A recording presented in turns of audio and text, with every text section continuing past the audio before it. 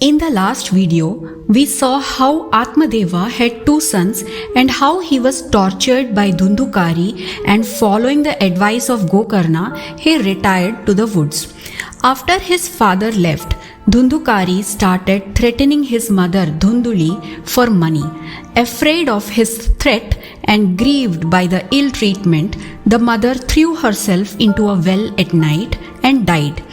Established in union with God, Gokarna experienced no sorrow or joy and left on a pilgrimage. Dhundhukari continued with his bad habits and had illicit relations with 5 women. All of them started staying in the house. These women started demanding valuable gifts. Stealing money from here and there, he returned home and handed over to them costly garments and gold ornaments. Seeing the collection of abundant riches, the woman thought, "This fellow commits bulgari every day. Hence, the king will surely catch him and also take away all this wealth. So, why not secretly kill him?" At night, they bound him tightly with cords and placing a noose around his neck, tried to strangle him. He did not die soon, so they put hot coal into his mouth. Distressed with that agony, he expired. They dug a pit and buried the body.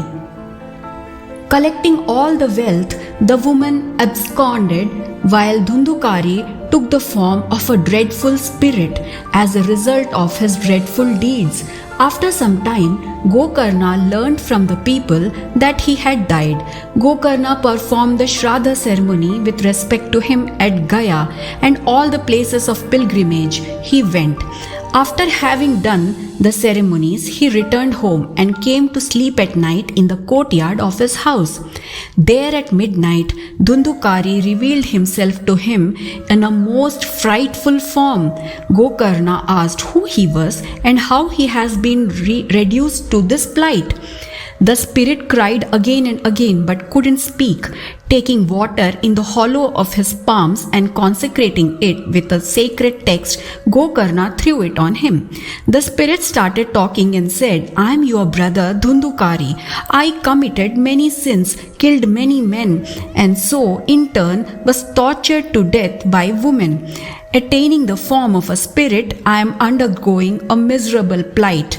Kindly redeem me soon, O brother." Gokarna wondered. Even after doing hundreds of shraddhas, Dhundhukari did not get liberation. So what should be done? Great pandits, yogis, jnanis examined scriptures but couldn't find a way out for salvation of Dhundhukari. All of them suggested to go as per advice of sun god. Gokarna, with his intense power of meditation, stopped the movement of the sun. Gokarna prayed to sun god and asked for means for the salvation of Dhundhukari. Sun god said, "Mukti will follow from Srimad Bhagavata. Give a complete reading to it in the course of a week." Making up his mind, Gokarna set himself to the task of expounding Srimad Bhagavata. Men flocked to that place from the different parts of the country to listen to the exposition. The moment Gokarna arrived and started expounding the story, the spirit too arrived. Looking about for a seat, he saw a bamboo with 7 joints standing erect. Entering the hollow at the base of the bamboo, he settled down for hearing the exposition. At the close of the day, when exposition was over for that day, one of the 7 joints cracked. On the second day at sunset, the second joint burst open. Likewise, at the end of 7th day, when all the 7 joints were burst open, the spirit appeared in a divine form. He greeted his brother Gokarna and said that out of his kindness he was able to get rid of his sins. Even as fire consumes all kinds of pieces of wood, whether moist or dry, small or big, so does the 7 days hearing of Srimad Bhagavata eradicates all kinds of sin, whether recent or long-standing, minor or major. It has actually been declared by the wise in an assembly of gods that the birth in this land of Bharatavarsha of men who fail to hear the story of Srimad Bhagavata is fruitless. When the joints of a dry bamboo, a purely material substance, could be broken open through the hearing of such an exposition, what wonder then if the knot of ignorance in the mind gets similarly snapped?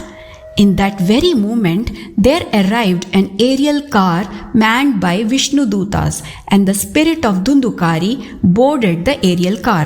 Gokarna asked, "On this spot there are many souls who have listened to my discourse. Why then they are not being taken to Vaikuntha?"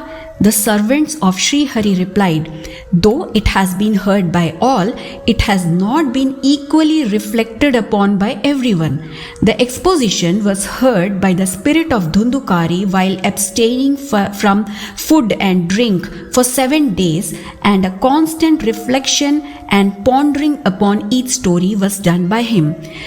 Spiritual education is done by following of 3 steps: Shravanam, which is listening; Mananam, which is continuous reflection; and Nididhyasanam, which is deeper contemplation or meditation. Only this would lead to Sakshatkaram, which is realizing the truth.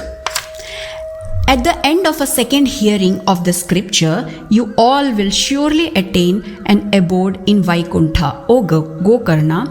So in the month of Shravana, Gokarna gave an exposition of Srimad Bhagavata once more, and it said that all living beings that were present there were given a seat in the aerial cars by the grace of Gokarna on that occasion. Heard even once, this most sacred story burns one's whole mass of sins. If read on the occasion of a Shraddha, brings satiation to the Pitrus, and if read carefully every day, it leads to cessation of rebirth. Thus ends the 5th chapter of Srimad Bhagavata Mahatmyam.